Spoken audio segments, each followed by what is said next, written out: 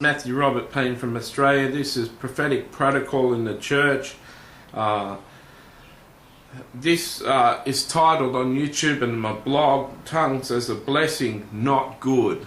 But the longer title that I couldn't fit on the blog would be Tongues as a Blessing may be good for the person, but not good for the person's hearing, not good for the person's edification.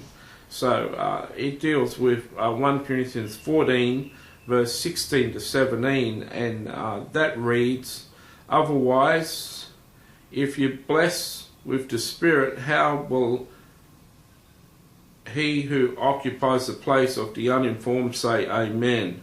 And that you're giving thanks, since he does not understand what you say.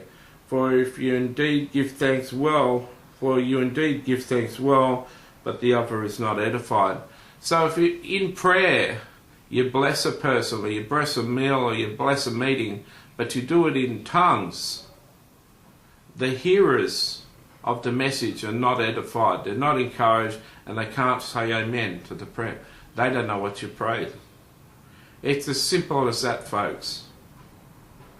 If you're going to give a blessing to a person, you're going to pray for a person, pray with the interpretation of tongues if you're going to pray in tongues.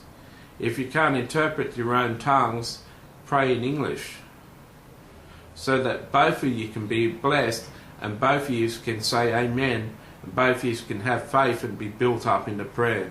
Don't be blessing people and don't be praying for people in tongues that both of you can't understand. The Apostle Paul says if you bless someone or pray in tongues, yes, the tongues will be answered, but the hearer won't be edified. And he said before, sorry for my itchy nose, said before, even in verse 12, "Even so, since you are zealous for spiritual gifts, let it be for the edification of the church that you seek to excel." Paul says the reason for your spiritual gifts is to build up the church and edify the church and edify the members of the church. So if you're going to be bursting off in tongues to pray for a situation or a church, or pray a blessing or a prayer, and you're going to burst off in tongues, you're only doing it for your own good.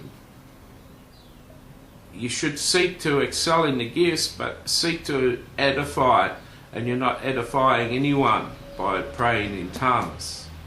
I'm being hard on tongues, but Paul's being hard. I'm just seeking to explain what he has to say. I've got a lot to cover in the 25 sessions. This is chapter 12. I'm about halfway through, and I've been up most of the night, and so I'm not going to waste too many words on long parts when I've got other parts that I want to spend longer time with.